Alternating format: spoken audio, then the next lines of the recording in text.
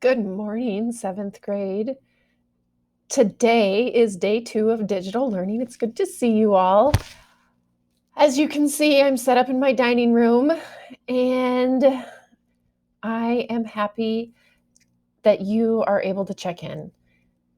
Today, the next step in our learning is that readers identify and analyze the author's call to action by asking, is the evidence sufficient and relevant? Yesterday, you read an article, Debate, Are Zoos Bad News?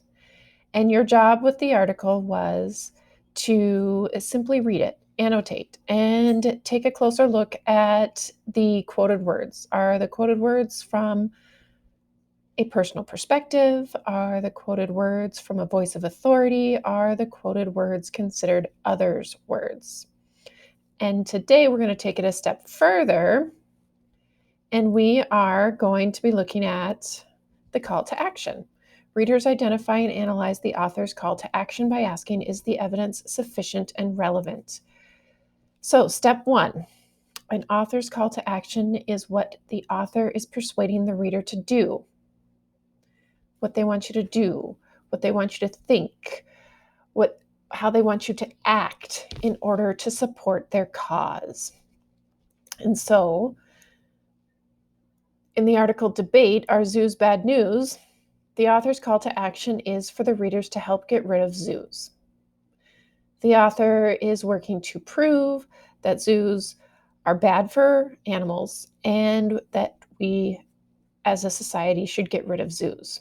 So, the first step is to reread the article, specifically 2 sections, because the third section is the counter argument saying zoos are appropriate, but the first 2 sections of the article focus on proving that zoos are bad news.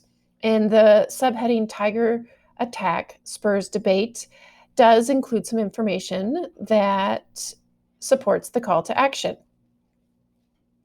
Let me read.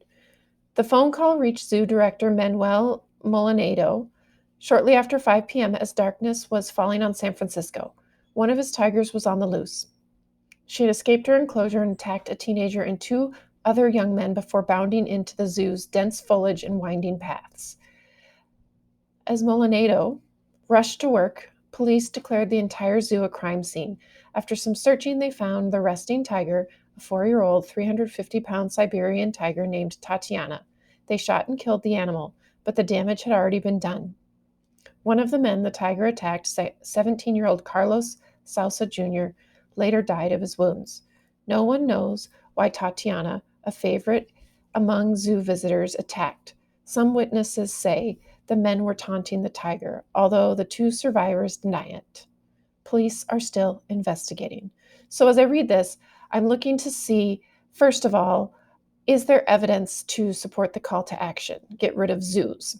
This is a pretty tragic story about how a female tiger escaped her enclosure and one individual the tiger attacked did die.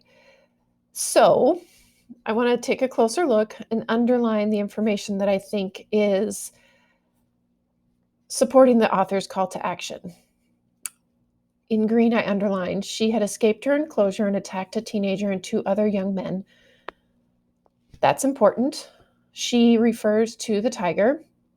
And then the second part, a 4-year-old, 350-pound Siberian tiger named Tatiana.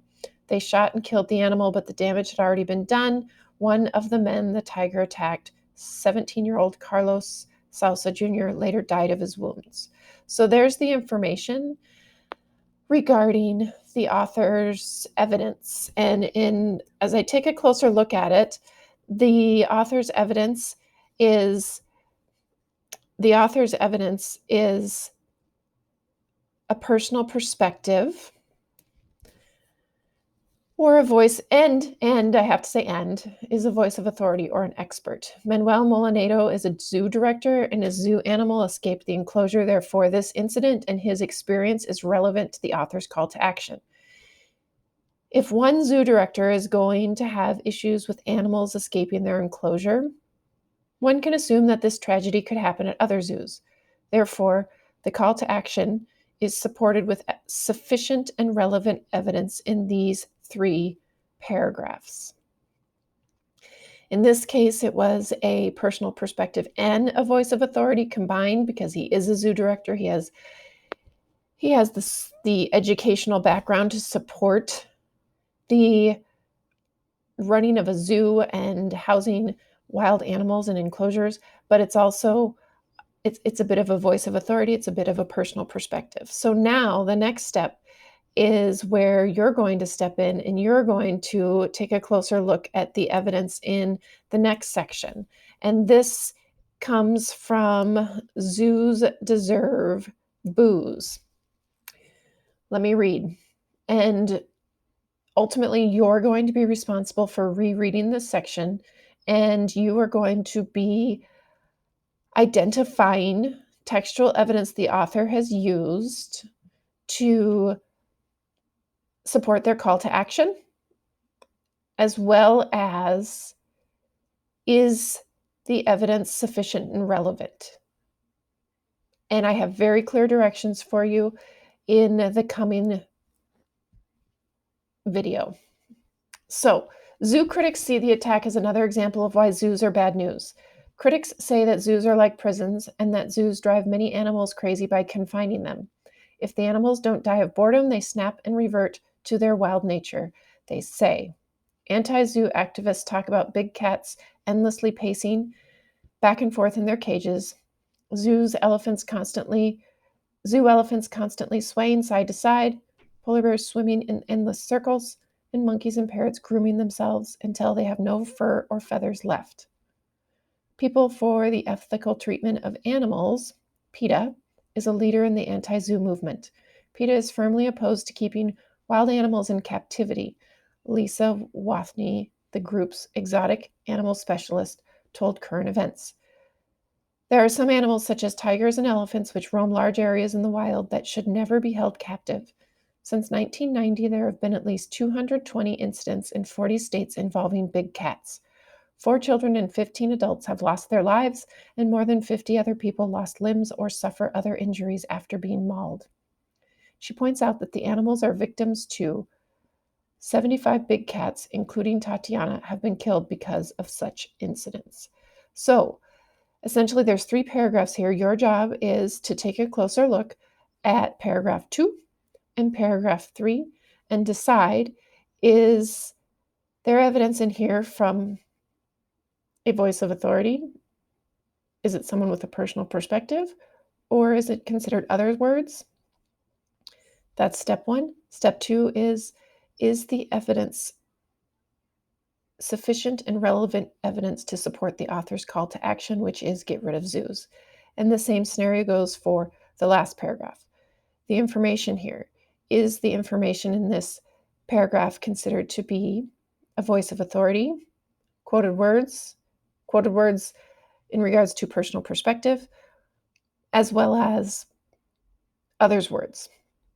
And is the information considered sufficient and relevant evidence to support the author's call to action? So it's going to be your turn to try. And what I have for you is an assignment that is posted with the Google Classroom assignment that contains this video.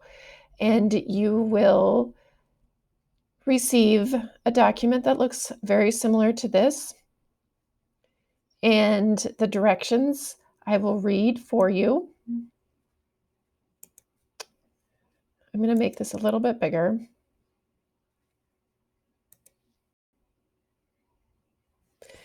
I will read the directions for you. Read the paragraphs from the article, Debate Are Zoos Bad? Below. In each section, identify the quoted words the author used to support the call to action, get rid of zoos. Are the quoted words considered voices of authority, personal perspectives, others' words? Write a few sentences identifying if the evidence included is sufficient and relevant evidence that supports the author's call to action, get rid of zoos. So, as you can see, zoos deserve booze, and you'll reread that section, and then you'll write your answer in this open space. Remember to directly quote the text. The in-text citation is zoos are bad news. Are zoos bad news? Let me fix that. Are zoos bad news is the in-text citation. Then the second page is the next chunk of the article, and your job once again is to identify if the quoted words are considered a voice of authority, personal perspective, or others' words. Write a few sentences identifying if the evidence included is sufficient and relevant evidence that supports the author's call to action. Get rid of zoos. Remember to directly quote the text. The in-text citation is zoos are zoos bad news. So, to wrap things up, this assignment is posted in connection to the assignment I posted on Google Classroom today. And today is Thursday, March 19th. Your job is to complete the assignment. Once the assignment is complete, you can turn it in and follow that with 20 minutes of independent reading of a book of your choice. So, to wrap things up, today's lesson has been focused on readers identify and analyze the author's call to action by asking, is the evidence sufficient and relevant? Moving forward, if you have some questions, please email me. If you need to set up some sort of connection via Google Hangouts, we can do that. Just send me an email and I will gladly set that up with you. And I will do my best to keep in communication. So far, so good. Everybody that I've connected with, their questions have been answered. And so many of you are tackling the assignment that was presented yesterday and doing a very good job. So stay healthy, and I will see you tomorrow.